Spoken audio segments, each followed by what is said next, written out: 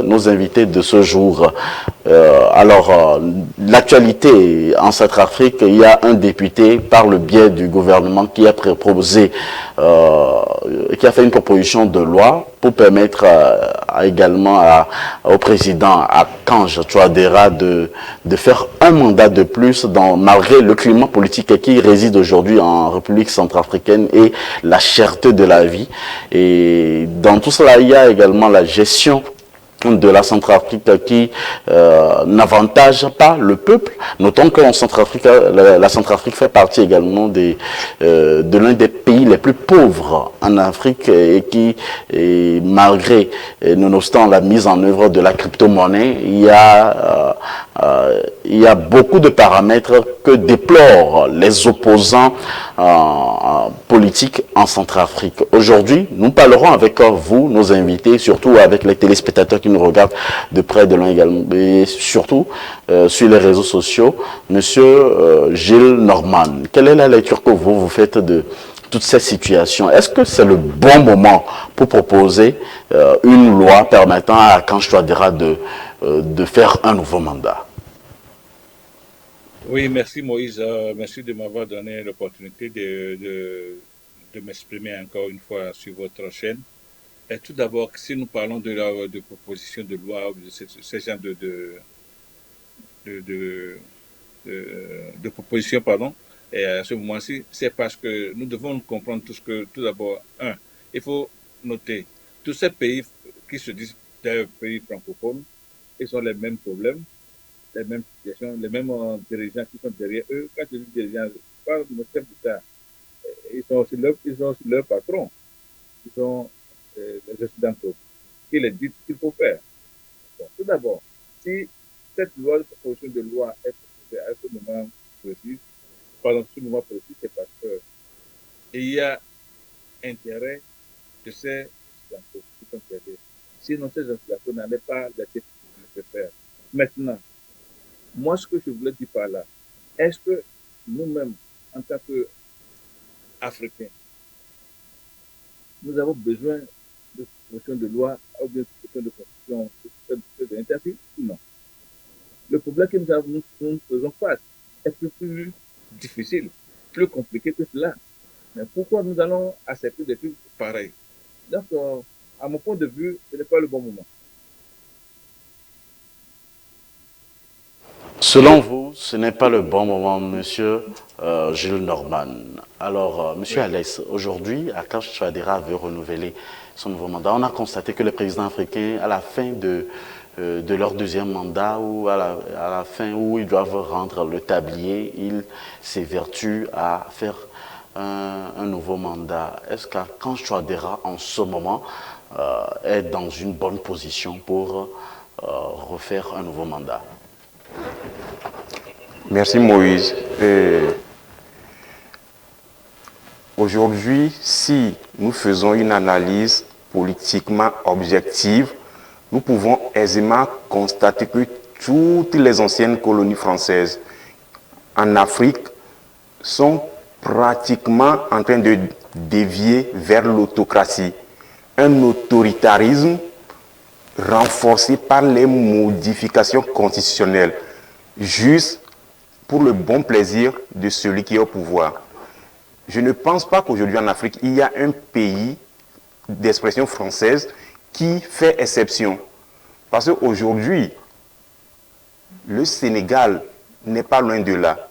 Et le point le plus épineux aujourd'hui encore, c'est le cas centrafricain, où le président Archange Touadéra est en train d'avancer un argument au motif qu'un parlementaire lui aurait proposé une modification constitutionnelle. Mais pourquoi ce parlementaire n'aurait pas dû faire cela dans son premier mandat? Et c'est dans le deuxième mandat que cela se fait. C'est juste la preuve qu'aujourd'hui, Moïse, l'Afrique est malade de ses institutions républicaines. Précisément, commencer par l'organisation constitutionnelle. Est-ce ce président aujourd'hui en Centrafrique a-t-il vraiment besoin de faire cela? Je ne pense pas. Du moment où il avait reçu la caution conséquente de bon nombre de panafricanistes. Aujourd'hui, vu ce qu'il est en train de faire, il est en train de décevoir tout l'espoir mis en lui. Par ailleurs, je suis en train de constater, soit cette modification se ferait par un référendum ou juste une modification directe. Mais remarquons bien qu'en Afrique, tous les référendums, quels qu'ils soient, ont toujours eu l'aval de la classe politique. C'est-à-dire, l'avis du peuple ne compte pas, mais on se base sur ce même peuple pour maintenir le pays entier en captivité. Et c'est de ce mal dont souffre l'Afrique francophone aujourd'hui. Et pour l'instant, ce n'est pas le bon moment au président centrafricain d'avancer une telle idée parce que lui-même est assis sur une poudrière si éventuellement ses collaborateurs ne sont pas en mesure de le lui dire. Le décor est planté avec nos invités de marque au jour d'aujourd'hui. Et il y a également la Centrafrique, malgré son économie qui veut aller aux crypto-monnaies, déjà fait même, déjà, et qui invite beaucoup d'annonceurs à être avec eux pour investir dans la crypto-monnaie. Aujourd'hui, si vous êtes investisseur dans le monde entier, que vous n'avez pas de la crypto-monnaie, vous ne devez pas faire les déplacements pour aller en Centrafrique. Est-ce que ça a un lien, au fait, avec le nouveau mandat d'Archange Touadéra qui se profile à l'horizon, Monsieur Gilles Norman? Merci, M. Moïse. Une fois encore, j'allais retrograder la question de cette manière. Est-ce que ces dirigeants, c'est eux qui font ces propositions ou bien ils ont eu des propositions venant de quelque part? C'est ce que je dis. Est-ce que nous-mêmes, est-ce que les États africains sont vraiment indépendants pour pouvoir faire des propositions pareilles ou bien ces propositions venant de quelque part? Tout d'abord, parce que aujourd'hui, nous avons compris beaucoup de choses en faisant des analyses aux alentours du monde et nous avons compris que la politique, maintenant, marche de pair avec les affaires. Et ces affaires sont aussi pour leurs conditions à la politique. Ce qui fait par là. Parce que si nous comprenons que nous parlons de la crypto-monnaie ou de l'argent, tout ça là, ça vient de ces investisseurs qui font ces genre de propositions à leurs présidents et qui maintenant, à leur tour, demandent à nos chefs d'État comment est-ce que ça doit être géré. Sans compte de ce que M. Alex nous dit maintenant, sans compte tenu compte de nos populations, de notre condition de vie, le problème que nous en avons dans notre pays. Bon, voilà ce que moi je voulais dire. Est-ce que, aujourd'hui, si normalement on veut parler de la Constitution, la Constitution, c'est une loi qui, normalement, qui est votée et proposée et votée par la population, par un peuple. Est-ce qu'aujourd'hui, le peuple là-bas, c'est ce que c'est pour dire, à peu près, ou bien conclure à peu près, nous sommes en train de préparer encore une guerre civile entre nous, sans compter vraiment les problèmes que nous en avons. Et les mêmes occidentaux viendront s'installer pour nous imposer encore comment est-ce que nous devons diriger notre pays ou bien négocier la preuve. Bien avant cette loi de proposition, tous ces opposants et le gouvernement, ils ont même été ça en Belgique. Bien avant, tous ces gens de proposition dans les Africains. Mais qu'est-ce que ça a donné? Rien. Vous voyez ce que je voulais dire? Donc, à la fin de compte, je me dis, bon, le peuple a le droit, c'est le peuple qui doit agir. C'est le peuple. C'est le peuple qui doit donner son dernier mot. Si nous, les Africains, n'arrivons pas à donner notre dernier mot, nous serons toujours. Que doit faire le peuple dans ce cas, M. Gilles Norman? Parce que le peuple n'a pas d'armes. Oui, à mon point de vue, ce n'est pas seulement des armes avec des armes qu'on peut lutter. Hein. Moi, aujourd'hui, j'ai compris beaucoup que ce n'est pas seulement avec des armes qu'on peut lutter. C'est parce que tout le monde ne fait pas son devoir. Qu'est-ce que je veux dire par là? Parce que aujourd'hui, si nous comprenons que avec une économie, on peut bloquer tout un pays et on a expliqué réellement au peuple.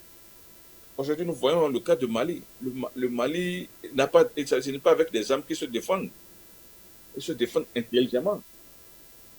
Ouais. Donc, si aujourd'hui, on explique par exemple, à la population de Centrafrique, voilà ce qui se passe au cas où et Diallo essaie de changer la constitution de manière haute à sa faveur. Mais célébrons les certitudes. Ils sont déjà dans la misère. Célébrons un peu plus de ceinture. Vous croyez que si le pays est bloqué pendant une semaine, 2 semaines, on a vu ça chez nous, on va donner. Ce que ça donne. C'est comme ça. On n'a pas besoin d'armes. Et puis il y a d'autres choses.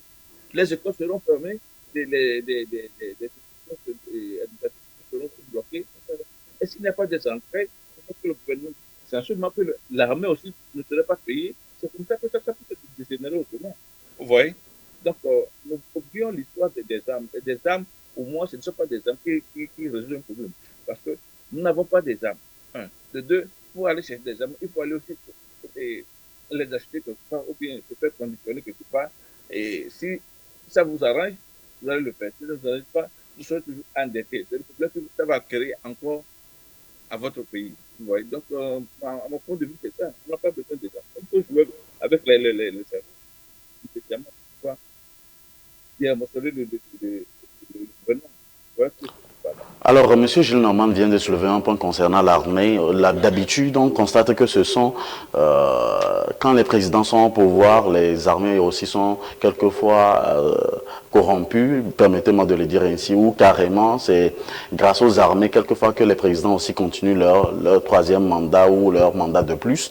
Alors, est-ce que l'armée peut aider aujourd'hui la République centrafricaine à sortir de cette crise, monsieur Alex? Moïse, dans certaines situations critiques relatives à la gestion, à la mauvaise gestion du pouvoir, c'est l'armée parfois qui prend le courage sur elle de remettre l'ordre. Mais il faut aussi reconnaître qu'en Afrique, toutes les dictatures, tous les régimes autoritaires sont soutenus par l'armée. D'abord, avant d'être éventuellement soutenus par un parlement monocolore et en troisième partie, une cour constitutionnelle absorbée par le pouvoir. L'armée éventuellement peut se décider de remettre l'ordre aujourd'hui en Centrafrique, surtout du moment où nous savons que ce pays est quotidiennement menacé par des rébellions.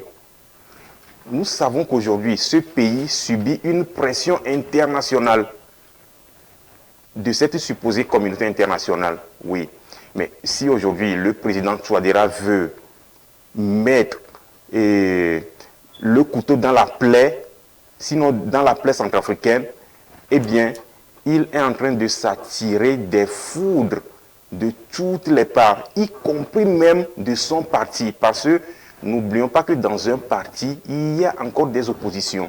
Et c'est ça qui est le mal de l'Afrique, parce que la personne qui est souvent proche de toi dans la gestion de l'action publique peut être cette personne directe qu'on peut utiliser pour te destituer.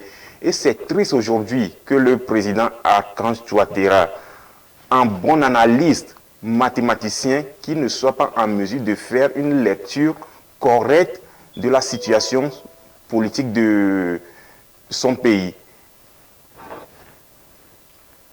Nous parlons aujourd'hui de la Centrafrique. Vous êtes sur FM Liberté, la première radio de la diaspora africaine, avec nos invités de ce jour. Sinon sur AfroWeb TV également, émettant depuis Iowa. Ça fait plaisir de vous savoir. Vous pouvez d'ores et déjà participer à cette émission en composant le plus 1 319 462 89 119 si vous nous suivez également sur notre chaîne YouTube. Nous parlons de la Centrafrique qui traverse une crise spéciale et vous avez fait également, vous avez parlé tout à l'heure donc des députés en faisant référence au Parlement.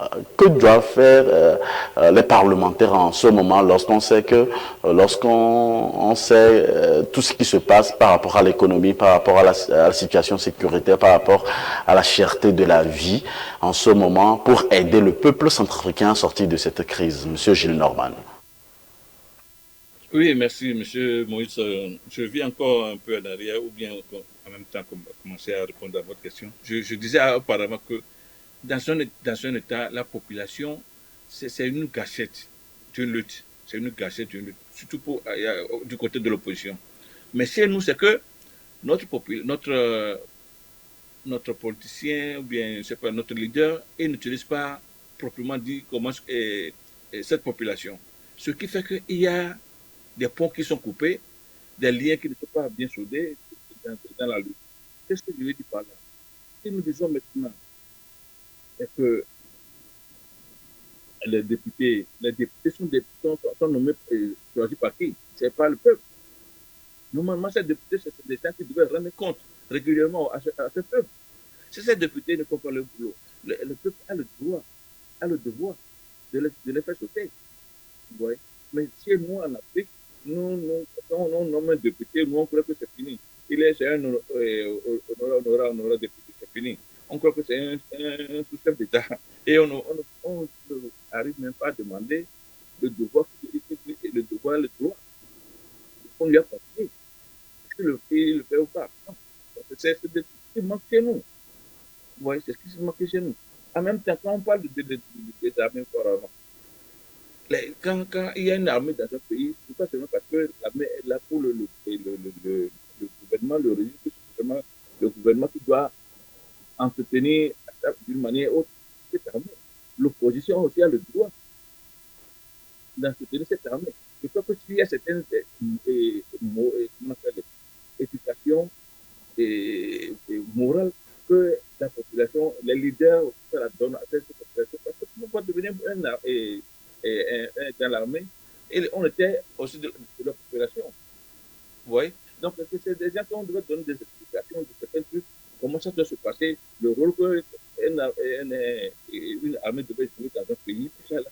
Et quand c'est ça qui va le motiver, ils sont là, ils vont comprendre que, ce que j'ai appris auparavant, quand je suis arrivé maintenant dans l'armée, ce qu'on me donne à faire, c'est parallèle, ce n'est pas la même chose, mais pourquoi ce n'est pas comme ça? Et c'est ça qui va pivoter une armée elle-même. Ouais. Mais si ça n'a pas, ce fonds n'existait pas, pour les gens qui quittent, la plupart de nos éléments qui vont dans l'armée dans notre pays, c'est parce qu'on n'a pas de sous-métier, on n'a plus de tout moyen. On préfère aller là-bas et devenir aussi comme les autres et avoir des faits quotidiens. Mais est-ce qu'en plus, cette personne veut être dans l'armée? Non, vous voyez.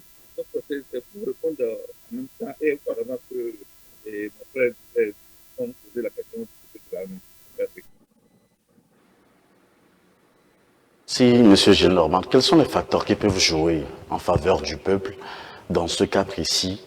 Et si il advenait que la loi, vu qu'on sait que probablement au Parlement, la plupart des présidents disposent de la pluralité des voix parlementaires, quelle est la mesure idoine que le peuple peut prendre pour y pallier? Monsieur Alex. Moïse, il faut d'abord commencer par la nature de ce Parlement. Rappelons-nous qu'aujourd'hui en Afrique, nous avons des parlementaires qui en réalité ne savent pas la raison pour laquelle ils sont élus. Ils sont députés.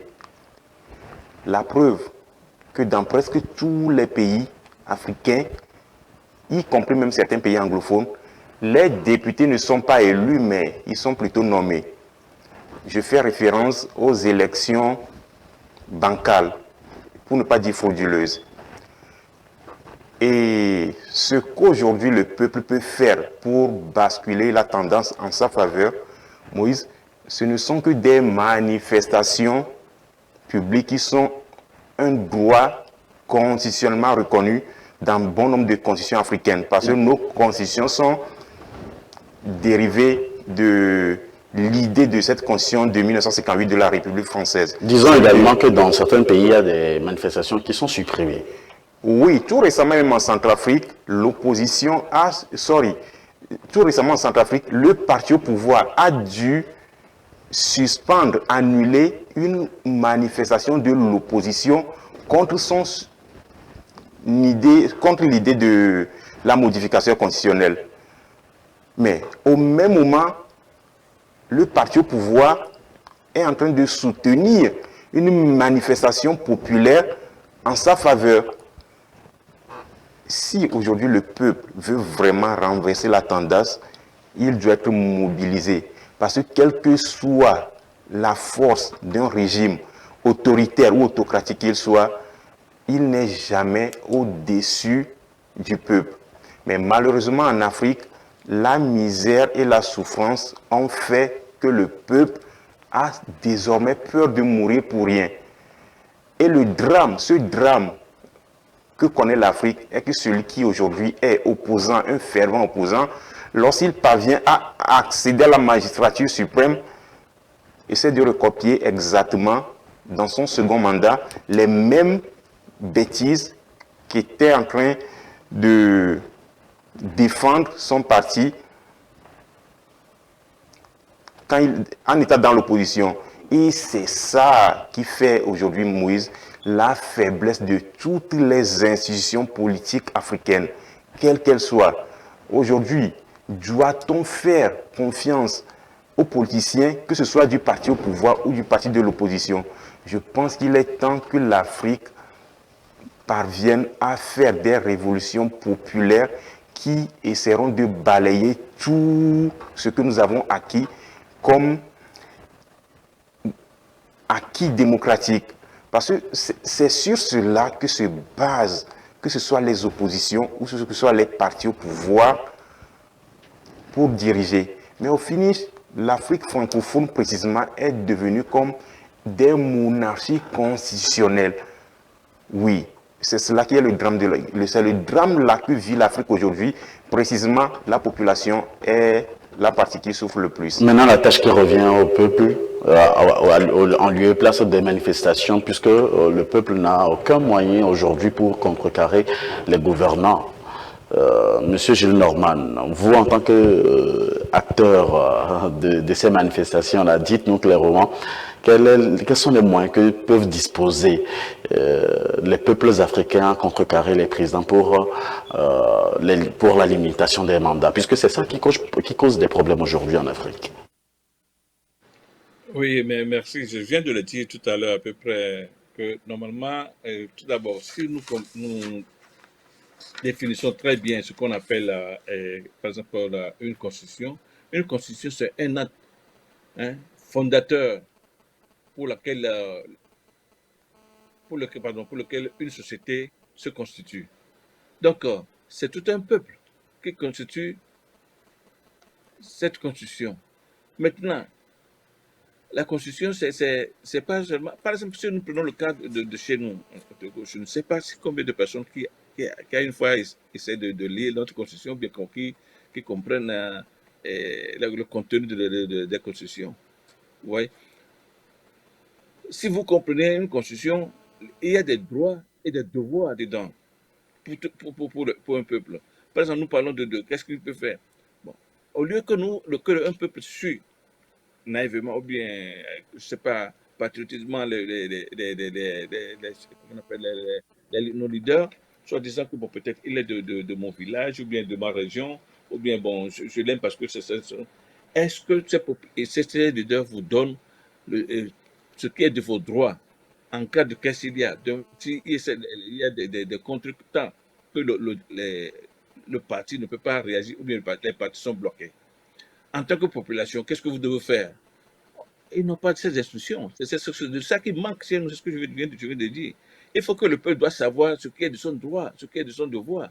Par exemple, si nous prenons le cas de certaines... Bon, on dit nul, dans certaines constitutions, c'est bien même dit que si on te prend à la gendarmerie, par exemple, tu es soupçonné, on te prend en garde à vue, normalement tu as droit à 24 heures. Et à moins de 24 heures, si tu n'es pas le suspect, purement et simplement, on devait te laisser et continuer les enquêtes jusqu'à ce qu'on trouve l'auteur. Mais chez nous, par exemple, chez nous, les gens sont à garde à vue, on se dit en garde à vue, mais ils font 3 mois, 6 mois. Ni les avocats qui, normalement, qui devaient prendre ça en considération, ne prennent pas en considération ces trucs. Ni les leaders politiques, ni la population même qui devait se dire non. Ça fait partie de notre constitution que vous êtes en garde à vue que 24 heures. Mais voilà, c'est ce que moi j'insiste là-dessus, que Si tout le monde essaie de comprendre ce qui est dans leur constitution, nul ne leur pas demander d'aller se révolter, aller bloquer les constitutions, bloquer les institutions, tout ça. La population elle-même, elle est capable de faire ce qu'elle doit faire. C'est parce que tous ces entourages, soi-disant, et le régime, de même que nos leaders, bon, eux luttent pour une place. Ce qui fait qu'eux n'arrivent pas à dire la réalité, parce qu'en cas de crise, si eux-mêmes ils prennent le pouvoir, ils feront pareil. Donc, ils n'arrivent pas à donner réellement le bon sens d'un devoir d'une population. C'est maintenant la population et ceux qui se disent, bon, les activistes, tout cela, ils devaient, les panafricanistes, ils devaient normalement réexpliquer réellement ce qui est de droit et de devoir d'un peuple. Et c'est à partir de là qu'un peuple peut se soulever d'elle et de lui-même. Vous voyez? C'est ce que moi je veux dire par là.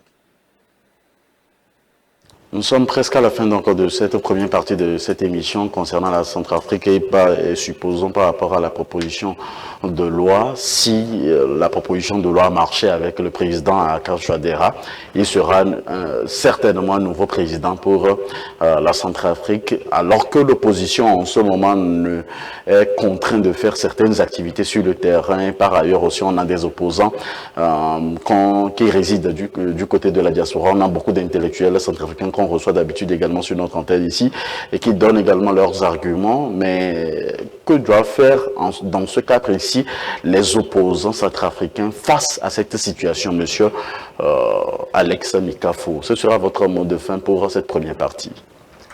Moïse, d'accord, merci. Face à cette situation sombre que va vivre la Centrafrique si jamais ce référendum passait, Moïse, l'opposition aura de sérieux problèmes. Pourquoi je suis en train de dire cela? La majorité de l'opposition centrafricaine est une opposition en exil, ce qui réconforte d'abord la position, l'autoritarisme de celui qui est à la tête de ce pays aujourd'hui. Mais permets-moi de faire un retour en arrière. Si nous prenons les manifestations populaires aujourd'hui qui doivent être pour empêcher le désir de ce président de modifier la constitution, reconnaissons d'abord qu'en Afrique, Moïse, la population majoritairement est encore analphabète. Souvent, c'est une population, lors des séances des campagnes électorales, une population affamée, une population famélique. Des candidats parviennent à leur donner une tranche de pain, une sardine, une boîte de lait ou peut-être mieux ailleurs, un sac de riz de 5 kg pour leur faire appel. Et malheureusement, il y a bon nombre de partisans qui prennent ces miettes pour aller liquider leur voix et souffrir encore 5 ans, 7 ans, 10 ans de plus. C'est ça aussi le mal de l'Afrique. Nos populations sont analphabètes, incultes. Et c'est ça qui réconforte aussi les autoritarismes en Afrique. Moïse, aujourd'hui l'opposition centrafricaine, je suis profondément peiné de constater que ce président aujourd'hui est en train de torturer ceux qui peuvent l'accompagner. Parce que réellement, Moïse, l'opposition, quelle qu'elle soit, rude qu'elle soit, lorsqu'il s'agit de l'intérêt national, elle parvient à fermer les yeux sur certaines mésententes pour accompagner le parti au pouvoir. Nous pouvons voir cela dans les grandes démocraties occidentales. Oui, mais malheureusement, nous en Afrique, qui sommes en train d'imiter ce que nous voyons à l'extérieur, précisément dans les pays occidentaux, nous appliquons exactement le contraire. L'une des raisons pour lesquelles aujourd'hui, les oppositions africaines, si elles doivent être viables, sont contraintes de vivre à l'extérieur.